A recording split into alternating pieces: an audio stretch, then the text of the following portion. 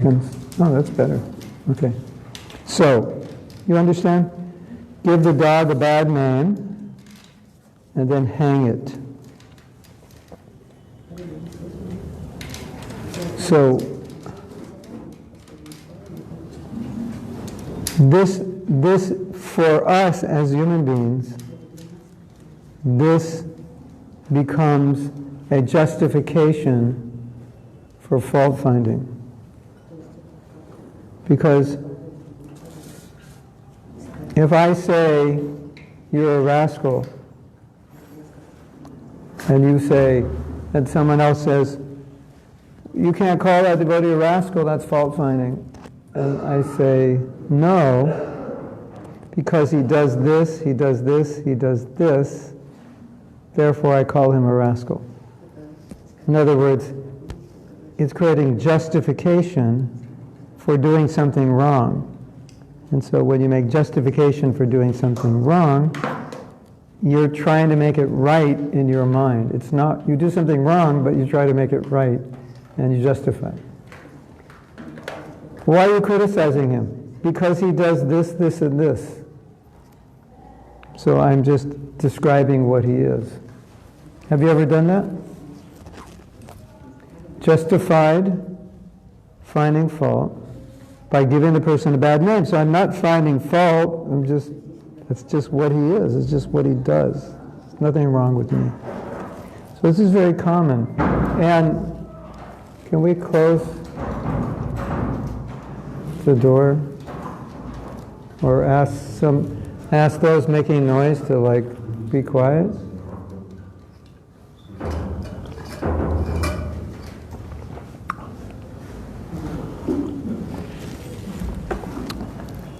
There's I think one of the biggest problems is that people do this and they don't even know they're doing it. So it's so common. I'm not fault finding, I'm just telling you what's wrong with this person.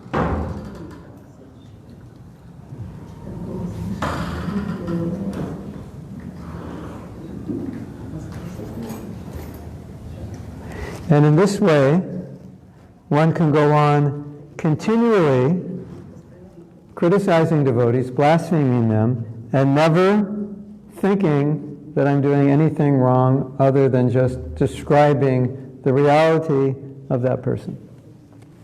That's all I'm doing. I'm just describing the reality. And so because they're bad, it gives justification to say that they're bad. Or because they've done something wrong, it gives justification to point that out. So I'm not really fault finding. I'm just a historian delineating what's happening. And I'm innocent, there's nothing wrong with me because the other person is bad, and I'm just describing how bad they are.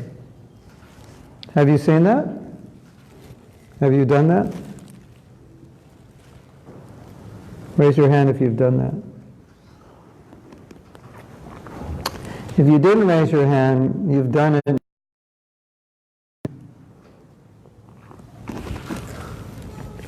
Yes? Da?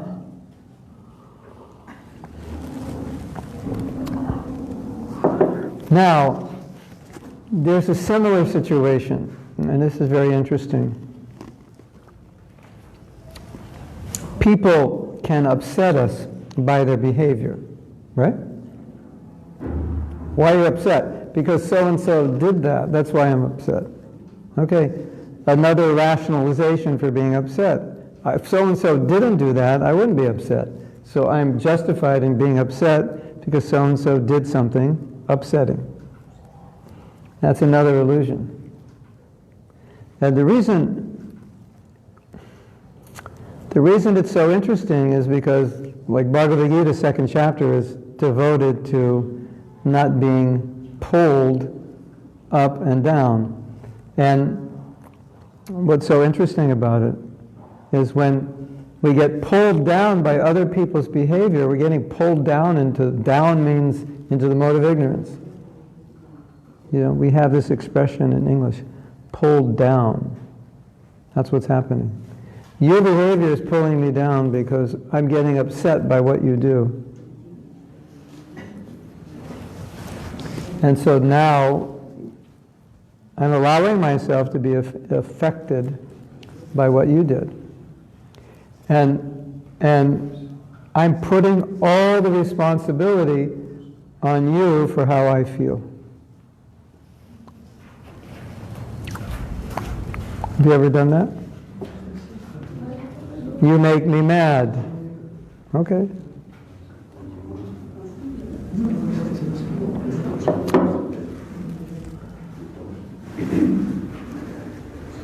Have you ever said that? So-and-so makes me mad. Okay, I'm going to retranslate that. It's so-and-so's responsibility. My emotions are so-and-so's responsibility because so-and-so makes me mad or sad or angry or whatever. So that means they're responsible for how I feel. Is exactly what it means when you say that. So-and-so upsets me, so-and-so makes me mad, so-and-so disturbs me, I can't live peacefully because of so-and-so, I'm depressed because of so-and-so, I'm let down because of so-and-so. That means so-and-so Prabhu or so-and-so Mataji has now become responsible for how you feel. You're not responsible for how you feel. They're responsible. That's another way of saying so-and-so makes me feel blank. We're really saying how I feel is their responsibility. And if they didn't act that way, I wouldn't feel this way.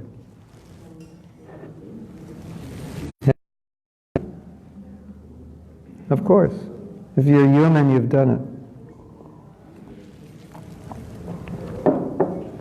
So, if you say that, then the whole second chapter just got erased from your brain.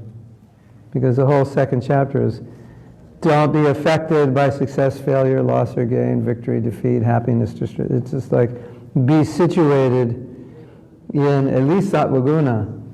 Be situated in yourself and your spiritual. Your spiritual state. Don't be affected by the things. That's the second chapter. And Krishna says, if you can't do that, you're not a good candidate for going back to Godhead because you're a yo-yo. And you're just getting bounced around by whatever hits you. Like, sometimes a man will blame a woman. A man will blame a woman on his lust. It's because of her that he's lusty. It's like, you blame the prasadam. Why did you ever eat? Because the prasadam was so good. It's the fault of the prasadam. I'm innocent. I never overeat, but what you cooked is so good, it forced me to overeat. So I'm fine. The problem is the prasadam. If it wasn't so good, I wouldn't overeat. I'm fine. It's just this woman is so beautiful. If she wasn't so beautiful, I'd be fine. So I'm innocent. It's her fault. The way she puts on makeup and dresses and combs her hair. It's all her. She shouldn't do that. This is a temple. They shouldn't dress that way. Get her out of here. Throw her in the Ganga. I don't want to see her. So she's your problem. No, you're your problem. So these are some situations that I've been dealing with recently where people get upset, they blame it on the other person, and they don't take any responsibility on their own for how they feel. Their feelings are entirely the fault of another person. What a way to live, if you think about it. It means you are totally out of control of your life, and everyone else is controlling your life. Everyone else in every situation is controlling your life. How Krishna conscious is that on a scale of 1 to 10? It's 1. Isn't it? Like, we are very concerned about controlling our senses. We're very concerned about controlling our mind. Emotions are an aspect of the mind. So if we don't control emotions, then we're not controlling the mind. It's the subtle, right? It's a subtle act. So this is something we need to be aware of. And I think the third thing we're not always aware of is how our activities affect others. So sometimes others are reacting in response to our actions. And we think there's something wrong with them because we don't realize they're responding to the way we're treating them. What's wrong with you? Why you so this or so that? Why can't you just be peaceful? But actually, we're causing that. And we don't always know how we affect other people. And that's sometimes hard to know because some people get easily affected by nothing, and it's not our fault. But if we're a little more conscious, we'll see that sometimes our behaviors, our words can have very dramatically bad effects on people, or dramatically good effects on people. And we don't always realize the bad effects. So it's hard for me to ask the question, do you do this? Because this is one of the hardest things to notice. Because we don't really notice how what we're doing affects people. Because we're too much noticing how what we're doing makes us feel, to notice how it makes anyone else feel. Oh, when I do this, I feel good. When I do that, I feel bad. So your whole world is just how you feel. And then you don't know how anybody else feels because you're too absorbed in how you feel. So that's what I wanted to start with. Just some thoughts to meditate on, because this is a really big problem, all three of these things. And what I find so interesting is that problems like this would exist in an organization that bases its life on Bhagavad Gita, because it's completely counter to everything Krishna teaches. Isn't that interesting? And something I think perhaps equally amazing is that there's so much information in our Shastras about the disastrous effects of criticism that one would think there would be no criticism in ISKCON because it's so clearly stated in our Shastras that it destroys. And it's so clearly stated that one who criticizes is not even a devotee. A devotee does not criticize. And one of the things that I see that is extremely difficult for devotees to understand is the correlation between humility and criticism. Because the more there's humility, the less there's criticism. The more there's criticism, the less there's humility. Or criticism is a sign of a lack of humility. The lack of criticism is a sign of humility. Of seeing humility allows you to see what's good in others. Pride allows you to see what's bad in others. And I've noticed that a lot of times we don't make that correlation between fault-finding and lack of humility. We make the correlation between fault-finding and being smart. Smart people can fault-find because they see the faults because they're smart. Not because they're proud, not because they lack humility, because they're smart. And humility, it's such a difficult thing to develop. And you would think pride would be so easy for us to notice, but it's not. It's, a lot of times we're acting out of pride and we don't even see it, have no idea. And we can think that we're humble when we're not exhibiting humility. It's amazing how subtle it is, how pride is sometimes it's right in front of us and we don't see it. So I think these are important things to contemplate, because there should be no place for demeaning other devotees unless in special circumstances, when these devotees' behavior needs to be corrected because it's detrimental to them or others or to yourself. But other than that, in general interaction, it shouldn't be there. And it's there so much. And it's such a paradox in a spiritual organization, isn't it? Yes? So I think it's important that we all admit and recognize that criticism is definitely a sign that we need to work on humility. As humility increases, criticism goes down. As humility decreases, criticism goes up. So that again becomes another rationale. Like, we have so much rationale for criticism, and therefore we don't reflect that actually it's because of my lack of humility. No, we have rationale. It's because of this, because of that. I'm innocent. And another thing that's so ironic is that Prabhupada has taught us, all our scriptures teach us, that the tendency to find fault should only be used on oneself to discover where you need to improve, not to discover where someone else needs to improve.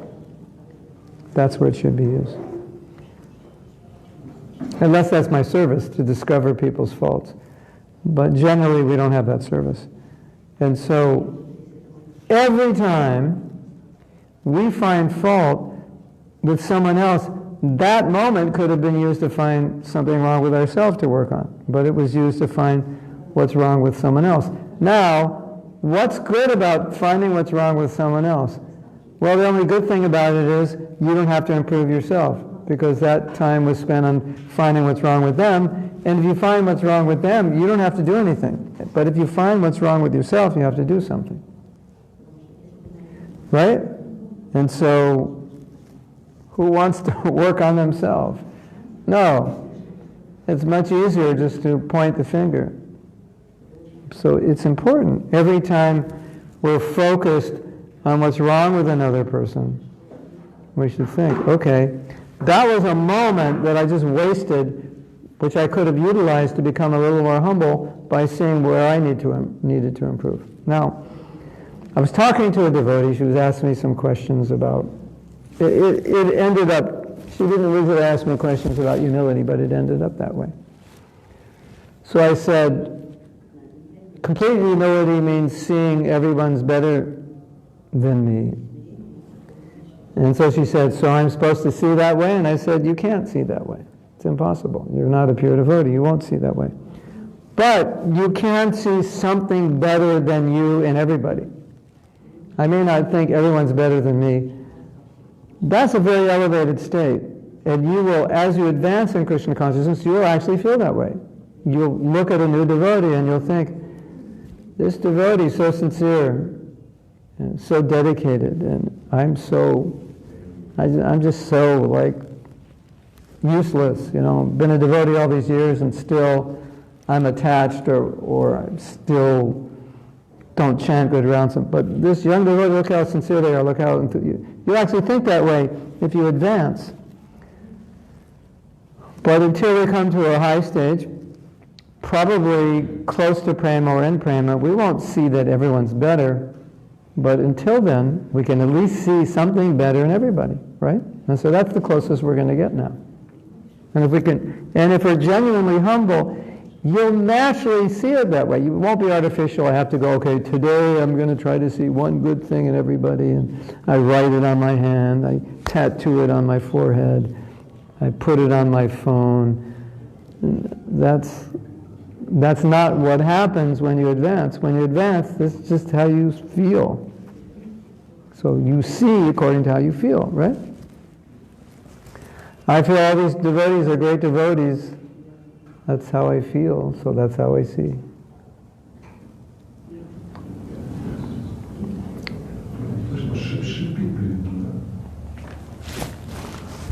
Battery's dead? No working transmitter, no working to translation in Russian. Why don't you change the channel? It has many channels. Doesn't like Russian? You have other channels? So you all want to go to the back and you can just do it without that? You can move everyone to the back and just translate out loud. That'd be better. Gaurango Nityananda Shri Advaita Gadadhara Shivasari Gaur Bhaktavinda Hare Krishna. Yeah, okay.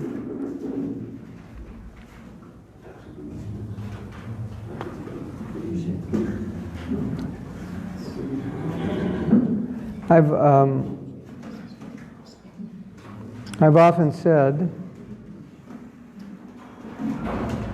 that sometimes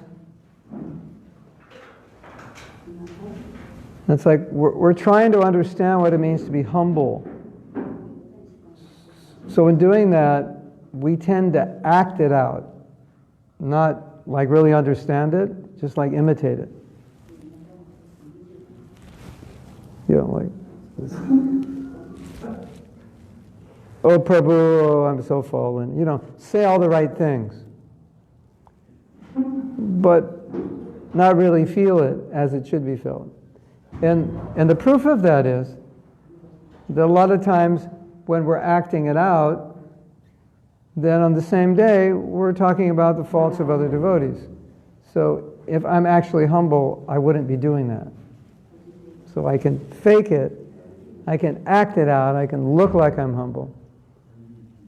But if I don't internalize it, then that lack of humility is going to come out eventually in me putting others down, criticizing, giving the dog a bad name and hanging it, and the whole time not even noticing what I'm doing. Just completely oblivious to the fact that I'm doing something that everywhere in our Shastras it says don't do. Isn't that amazing? Maya is amazing, isn't she? She can be right in front of your face and you don't even see her. Yes? Yeah. So just kind of notice if you do these things. Catch yourself. I think that's one of the huge problems we face. We're doing something and we don't even realize we're doing it. We don't understand it. We misunderstand it. And sometimes we'll do something wrong and we're thinking it's right. We do something wrong and we think, oh, I'm very fired up. I've seen this. This is another really classic one. A devotee's very fired up, and they're so fired up that they're disturbing everybody else. And there's a story. In one temple, the devotees were actually starving. They were hardly getting anything to eat because the leader wanted to save money because there wasn't a lot of money. And they were getting so little that they were hungry all day. Can you imagine how difficult that is? And so finally, Prabhupada came and they all complained to Prabhupada. And the devotees said, Prabhupada, I was just trying to serve you. And Prabhupada said, is it service to me that you put all the devotees into anxiety? So sometimes that happens. Like we're so fired up to serve Guru and Krishna that we end up destroying everything in our way, everyone on our path. And we don't even realize it, and we think, no, Guru, it doesn't matter who I destroy. I can destroy anyone. It's service to Guru. And this is very common. Have you seen that? Like, completely mow over everyone on the way to get your goal done, and just offend anyone, step on their toes, push them aside, whatever, just get the job done. And not even understand that's not Vaishnava behavior. And think, I'm pleasing my Guru. There's a story, I forget the context. Some devotee was doing something and it was disturbing everybody. And then Prabhupada showed up to correct it, and he said, I have come to encourage everyone, and you have come simply to discourage everyone. So in other words, Prabhupada's saying, your behavior is diametrically opposed to what I'm doing. And you don't even see it. You don't even understand it. And you think you're doing service. In the name of serving Guru, everyone's discouraged. And so you're doing something that I never do. And you don't see it. So this is the real challenge, that we do the wrong thing and we think we're doing the right thing. You know, I mean, if you want to take it to the extreme, there are some devotees who are extremely offensive, obnoxiously offensive, to people who are very dear to Prabhupada. And their rationale is they've hung that person as an offender to Prabhupada. And so because they've through their philosophical, what does Prabhupada use the word? Anyway, we'll just say speculation. Gymnastics. Through their misinterpretation, through philosophical gymnastics, then they've come up with this conclusion that all these people are bad, so now we can shoot them. And they're not just shooting them, they're torturing them. I mean, it's lower than what non-devotees do. And they think that's all in the service of Prabhupada, and Prabhupada's happy with it. That's amazing. So these are realities that we face, that we can offend Vaishnavas in the name of service to our Guru and not even notice it, and even be fired up about it. And everywhere we go, everyone's upset, everyone's complaining, and we don't even realize how we're affecting people. We just think, I'm serving my Guru. Isn't that crazy? So the point is that seeing our actions, understanding them, is not always easy, and understanding how it's affecting others is not always easy. And if we don't understand that, we're going to continue doing it, and worse, we're going to justify it, which empowers it and makes it worse.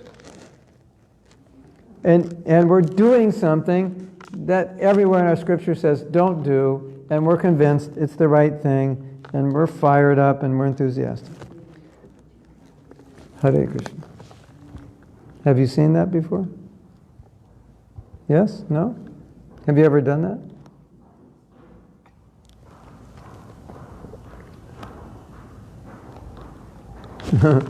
When we were young preachers,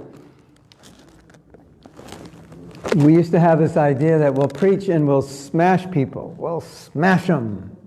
We'll just destroy them philosophically. Yeah, all right. Sometimes you have to do that.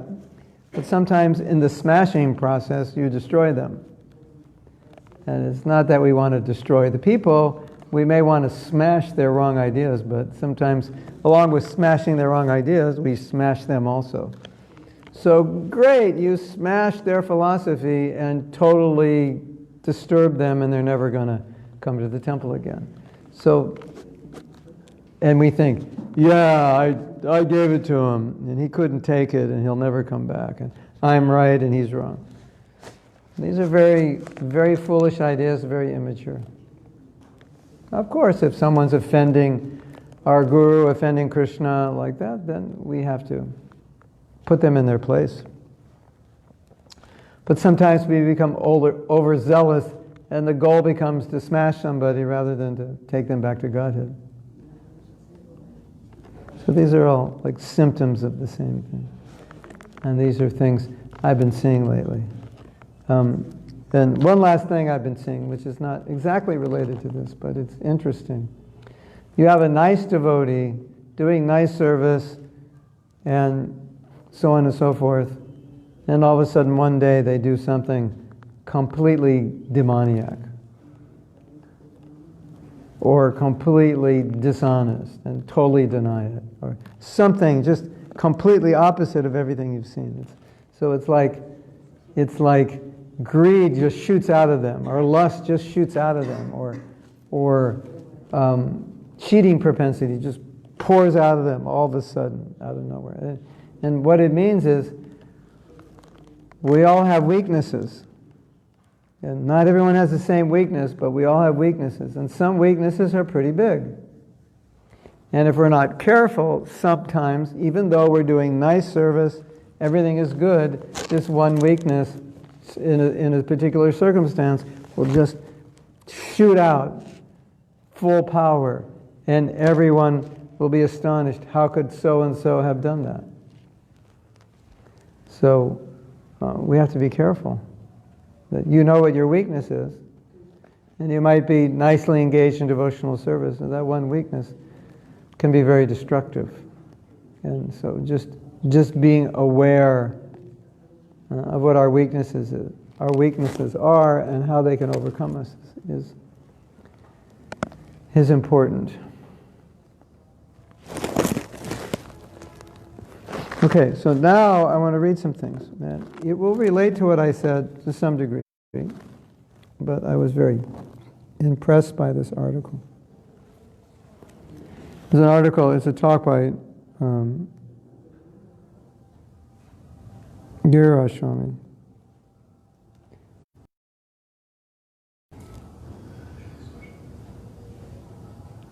It says that it was given 3 days ago. I'm not sure that's true. It might have been posted 3 days ago. But in any case, it must be recent. So, Niranjan Swami just spoke, and now he's speaking. And he's saying that after hearing Niranjan speak, I felt that I just went to the spiritual world.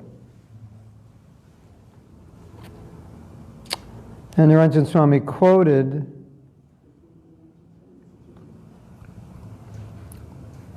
or he described a sannyasi named Vishnu Jan Swami. And he had a program, he used to go up and down the Ganga. And he would chant, and he would stop at the villages.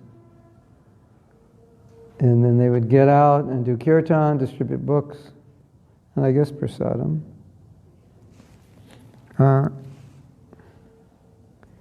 And so Vishnu Jan Swami was a very inspired devotee.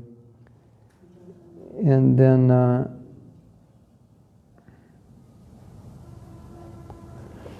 Prabhupada said, Prabhupada read an article he wrote, and then he said, Vishnu Jan Swami has many nice realizations because he's always chanting.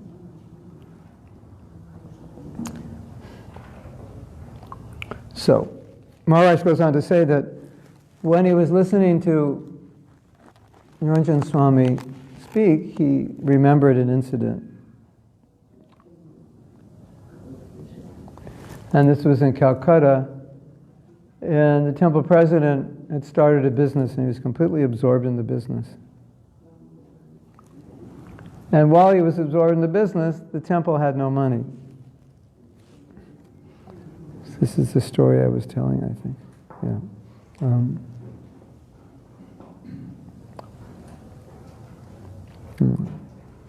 So, because he was so absorbed in the business, he was neglecting the devotees. This is amazing. A very strong devotee, used to be a Hell's Angel. You know Hell's Angel? Motorcycle gang? This big, strong guy, he was so hungry and so weak. This is amazing. You won't believe this. He was so hungry and weak that when they would throw out the ghee wicks, he would take them and suck them to get the ghee. So basically, the president kept them starving. Wow. So then Prabhupada comes back, and they explain the situation to him. So all the devotees came, they met Prabhupada.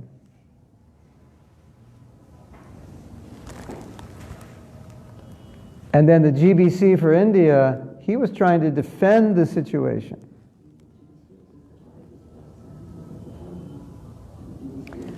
And he said, my only intention was to execute your divine grace's will. And Prabhupada replied sarcastically, is it my divine grace's will that the devotees should be disturbed? This is very instructive. You know, if I'm acting in a way that the devotees are disturbed, then I have to think I must be doing something wrong. I have to think that way. No, of course, occasionally some people, doesn't matter what you do, they'll be disturbed. You go right, they'll get disturbed. You go left. You go up, you go down. Whatever you do, they just don't like you. And if someone doesn't like you, you can't do anything right. Everything you'll do is wrong. But we're not talking about that. We're talking about an ordinary situation. So, if I'm doing something and I'm disturbing others, it's wrong to think it's their problem. And it's right to think I'm causing this. Now what's really crazy, and maybe you've seen this. Okay, let's say I'm in a situation and I'm disturbing devotees and I'm trying to say it's nothing wrong with me, it's that they're just disturbed. Okay, possibly. And then I go into another situation, another place, another temple. Same thing happens.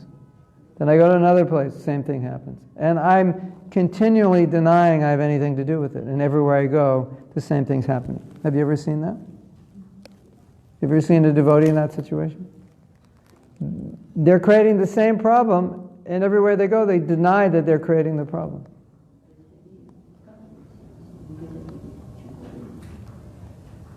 Or like you take a marriage. And so in marriage, when things aren't going well, it's very common for one of the partners to say, it's not my fault, it's your fault. I mean, both of the partners will say that. And it's very interesting to think in that situation, would my partner be happier with another husband or another wife? It's a difficult question to ask yourself. But the answer will sometimes be, yes, they would be. Because of the way, it's not just them, it's them reacting to what I'm doing. And we don't always see that. And I think we don't see it because we don't want to see it. Because it's hard to admit, isn't it? Yes? Yeah.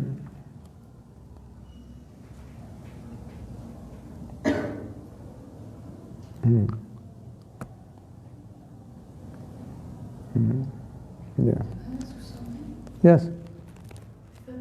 These people are in this situation, it means that they don't want to change, right? Not necessarily does it mean they don't want to change. It may mean they don't have the capacity to understand, or they don't know how to change. It could be. It could be they don't want to. But it could be they don't even know they have a problem. And so sometimes the biggest challenge is not changing, it's just getting someone to realize that you're actually creating a problem. It's not the other person, it's actually you. It's the way you see things. I was just dealing with a devotee, and this devotee doesn't like certain devotees. So no matter what those devotees do, no matter how glorious it is always pick something from the past or whatever. Which is one of the things Shastra says we should not do is talk about a devotee's past. Especially before they were devotees. Oh, you're this, you're that. Before you were a devotee, you were this or that. You're still this or that. So, sometimes it's hard to just get beyond your perception, your story of how you see it. Because if you have a story of seeing things about another person as bad, it's really hard to understand it's your perception. Because our perception, the way we see things, becomes our reality. And so we're convinced, this is how I see it, this is how it is. It's a universal reality. And if you're smart, you understand, it's just how I see it. It doesn't necessarily mean it's true. It's my conditioned way of seeing the situation. And if I become more transcendental, I'll see it differently. If I'm seeing a situation and the result of seeing that situation is I'm becoming upset, disturbed, angry, and so forth, obviously, I would say in most cases, unless there's some exceptions, but in most cases, I'm creating the disturbance because of the meaning I put on what's happening. What's the meaning? You're an idiot. That's the meaning. Okay, now that I think you're an idiot, that means everything you do is idiotic. That means everything you do is just going to bother me and make me angry, and I don't want to be around you and see you. And I'll be very upset with you, critical of you, and so forth. Because that's the meaning I put on you or what you do. And so that's my story, that's my reality, and I may not have the capacity to contemplate another reality. And what's so interesting, as I said before, our books teach us not to think that way. And so you would think that if we're seeing things that way, we would self-correct because it's not the way we're taught to see. And often we don't self-correct. It's amazing how conditioned we are. So this is a problem. We see the world in a certain way. For us, that's true. Maybe entirely false. May have nothing at all to do with reality. That's just how we see it. And that's what we're convinced of. And that's how we act. And that's how we deal with people. And that's how we make our decisions about people. And I'm convinced you're like this. You look at politics in America, and you'll see there's this huge polarization around Trump is the greatest thing that ever happened, and Trump is the worst thing that ever happened. So we're seeing the same person doing the same things, but the subjective interpretation and story that goes along with it is diametrically opposed. And so therefore the realities are diametrically opposed. But they're looking at the same thing. And so it's extremely difficult to get beyond your subjective reality, because that's the way you see things. Women are good, women are not good. Good to be married, not good to be married. Whatever it is, the way you see it, it becomes reality. Universal reality, which everyone is supposed to buy into, and if they don't buy into it, I don't like them, or they're not smart, or they're not cultured, or they're not educated, whatever you decide they're not, because they don't see things the way you see things. I mean, that's what's going on. And we wouldn't expect that in the devotional world, but as human beings, we're affected by these psychological realities. It's unfortunate, but it's true.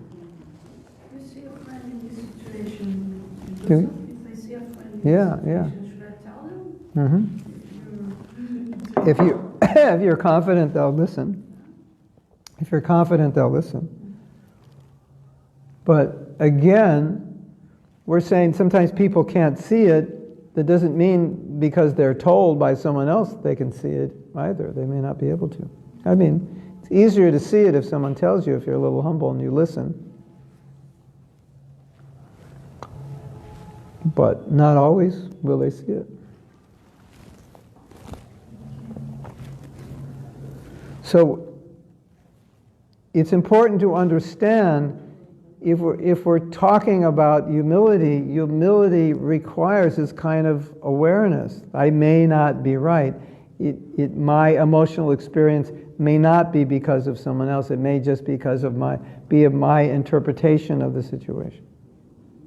Someone who I don't like or I don't think is good may be very good and likable. It's that kind of reflection is necessary.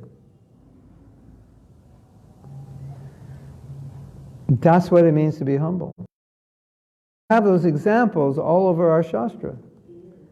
And the interesting thing about it is often we read these examples and it has very little conscious effect on us. Like we continue just being who we are, even though we're reading these examples of extreme humility and it's not affecting us other than its information, but we're not understanding it practically in our life and what it means. So that's what has to happen. And as I said, humility is self-reflection. It's self-awareness with a willingness to accept it, accept ourselves, and work on ourselves. It's, as one, I think it was Burijan Prabhu said, humility is reality. It's the way it is, and pride is the way it isn't. The story you build up around yourself about how fantastic you are. And humility is, no, this is exactly how I am. This is who I am and what I am. It's not a story, or it's as real as you.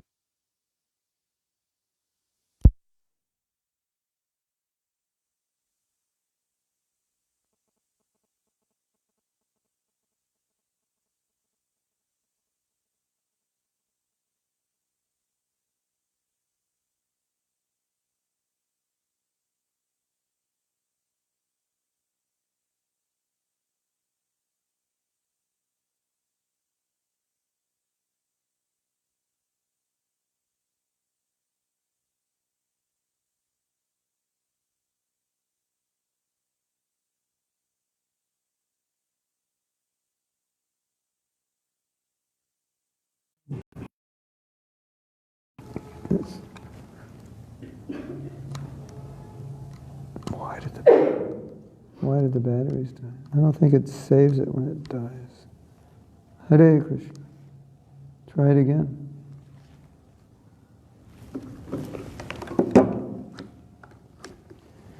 Must be the stars today, don't like me.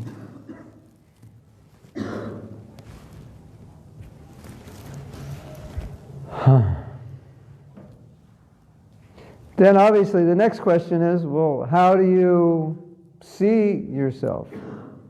That's when it comes to the point where I actually am interested in becoming humble after all those years of false ego just not allowing me to really want to practice humility, to not allowing me to admit that I'm not as perfect as I think I am and that I have mistakes, not allowing me to admit that my emotions are my responsibility, not other people's. All these things. And then you get to the point where you can admit these things. That's humility. That's some sufficient degree of humility, and then you can start to work on it. And it becomes easier to see because now you're not trying to protect yourself from seeing your faults or letting others see your faults. You have no need to protect yourself. You don't feel that you're special. So when you don't feel you're special, there's nothing to protect because you're not presenting an image to anybody that you're special. You are who you are, and you feel very humble, very low. You don't feel like a devotee. So you don't have to pretend. And until you feel that way, there's going to be some level of pretension. There's going to be some pretending that I'm somebody I'm not. Because I'm afraid to show the world what I am, because I'm not there yet. I'm not humble yet. But when I'm humble, I don't need to show anybody anything. Because I'm feeling so much lacking that why would I try to show something different? Because this is how I feel. That's just what I would show is just what I am. And then people will say, you're such a great devotee, and you just laugh. You go, that's the funniest thing I've ever heard. But when you're not in that level, you're looking for people to say you're a great devotee, and you're like, yes, thank you.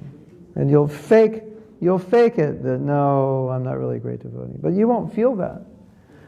But if you're actually humble, you'll feel it. You'll just laugh. That's the craziest thing I've ever heard. I'm not a great devotee. I'm not even a devotee. And you may have 10,000 disciples, but you're feeling that way. That's humility. So then, why pretend?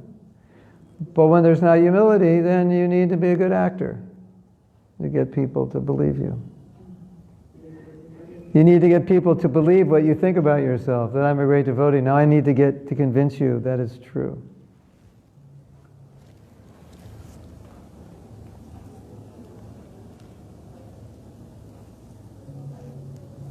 Oh, you're a guru. You can't say you're a nonsense. You can't say you're not a... No, that's exactly what you say, because that is what humility means. Look at the acharyas. What do they say? Did they say, I'm a great devotee, I'm better than everybody, I'm guru, bow to my feet? No, they say the opposite.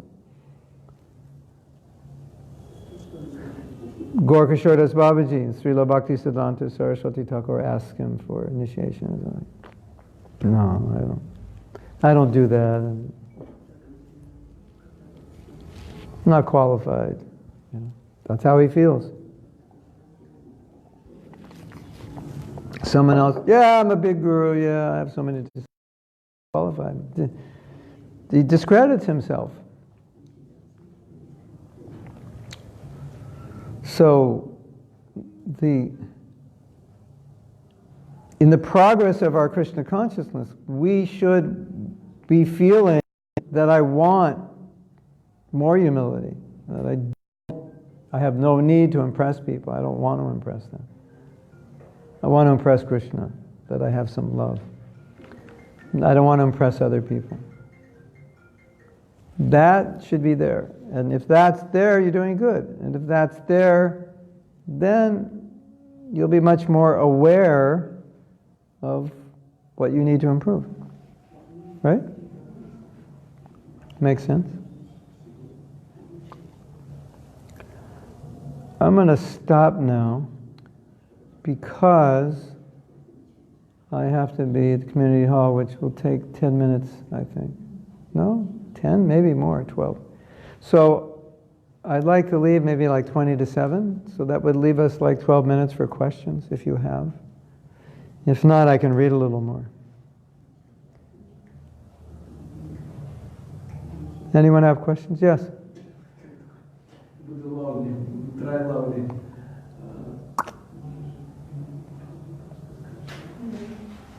У меня вопрос такой, кто по-русски, да? Вот если, ну сегодня даже ситуация была такая, что ну, как бы встреча, и вот хотелось, чтобы все обсудили, я как бы это предложение сделал, да, ну, только количество определенного человека обсуждал. Определенное количество человек, не все участвуют. Я это выразил предложение, чтобы участвовали все. In one meeting today, we had like Namahatha, and we had some discussion with the small group, and I proposed to have a bigger discussion with all the watchers to participate in that. Ну, принято сказать, что вот было просто вдохновение, в следующий раз ну, не то, что конкретно, я просто переживал, потому что другой человек не поделился. Small group.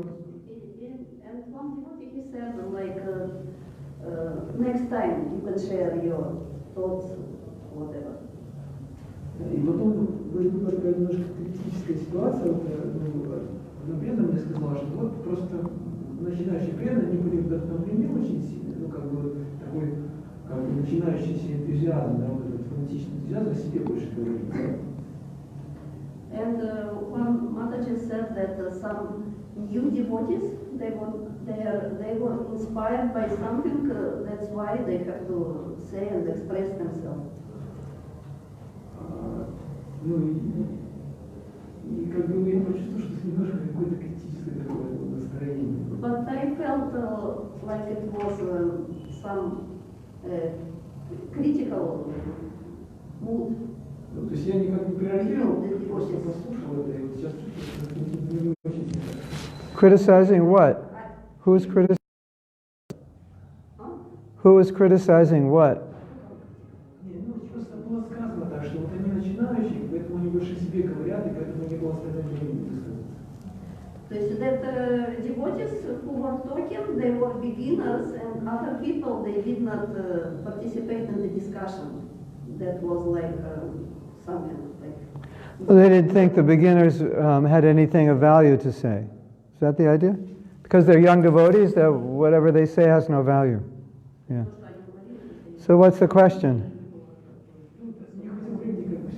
No, it was not enough time for discussion for everyone. Yeah. Only for dead people, for a small group of the people. Yeah, yeah.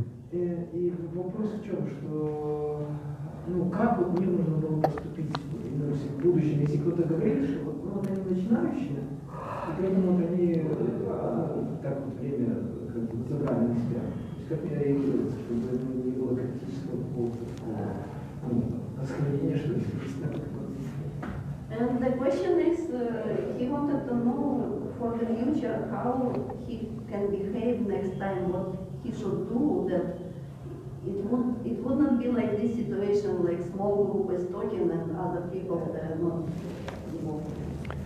Well, you have to have a purpose for the meeting that everyone's clear on, and the purpose would have to establish the need for everyone to speak. Like there would be a reason, because of the purpose, that everyone would be allowed to speak.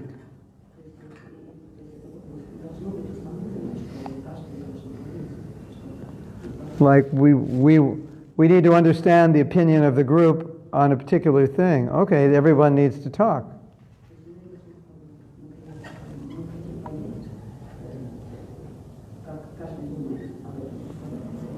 But if maybe it's a topic that new people wouldn't understand, and so the older people are going to think their opinion is of no value because they're too young to understand.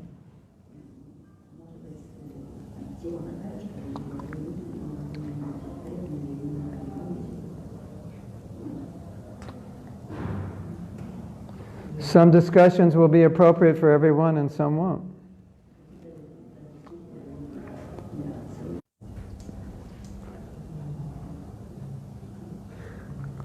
Sound is back. Gauranga, yeah. Okay. Is that okay? For now? It's all right, yeah. Every situation is different, so this is general discussion. Anything else? I've heard once that if you listen to a person criticize others, it's as bad as you criticize Yeah. others. Oh, very good point. If you listen to someone criticizing others, it's just as bad as criticizing yourself. Well, it'll have the same effect or similar effect. Because the problem is, bhakti is based on faith. And we need faith in devotees. We need faith in the spiritual master. So, if we hear criticism, even if we don't believe it, it affects us. It negatively affects us because it's poison. And when you let poison in, it does something. Even if you don't believe it.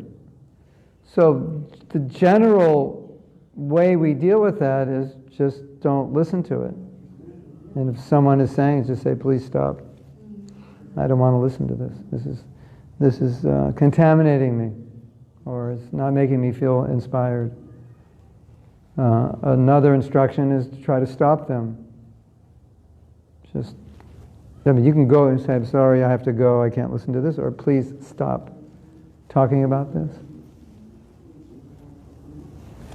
Or you could cut out their tongue, but I think for us, cutting out the tongue means get them to stop talking. Or you could kill them. That would get them to stop talking. No. Not recommended, of course. We're not serious. But the principle is, well, I'll tell you a story. There was a lovely devotee in Alachua everybody loved, and she died probably in her early 50s of cancer, or I'm not sure, I think cancer. It was kind of a shock. And I didn't go to a memorial service because I I was out and I got home right when that service ended. And then my family came home, so I asked my daughter, who was probably like, I don't know, 9 at that time, 8 or 9 or 10. I asked her about it. And I'd never seen my daughter so Krishna conscious in her whole life. After hearing the glorification of the devotee, she was so inspired. And she said everybody was crying, everybody was laughing, just glorifying the devotee. Had such a powerful effect on her. And I've also seen the opposite. I've seen devotees have lots and lots of difficulty and doubts and struggle with faith when they hear blasphemy of other devotees. So that it's something to be aware of. That you want to guard yourself against criticism. See it like poison. And if you hear it, ask for forgiveness of that devotee personally or just in your mind. Say, please forgive me for that I've listened to this. You know, what to speak of hearing that about your spiritual master? That can be very destructive.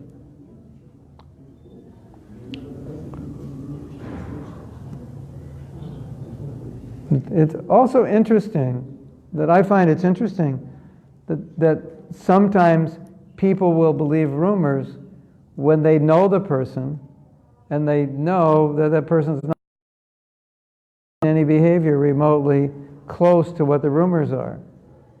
Oh, he's collecting and storing all this money, but you look at him and he's just got holes in his dhoti. You know, it's like, what are you talking about? Oh, he's just trying to hide it. He has so much money, he doesn't want anyone to know. And you develop all these crazy stories. So that's the problem of hearing criticism. It just like warps your whole. You start to see the good as just a show or something bad, and you know, we know what he does at home, and this is just a show, so no one will question him, and you know, and then it's just like, then you kill yourself. So, is that okay? So why don't we stop for now? And then we can go to the kirtan. Is that okay? All right. Thank you very much. Srila Prabhupada Ki Jai. We're going to go. There's the kirtan. And we'll see you whenever we see you. Well, I guess I could try to broadcast tomorrow. 8 o'clock in this room, the Russian class. It's here. 8 o'clock tomorrow in this room. Yeah, maybe we'll try to broadcast.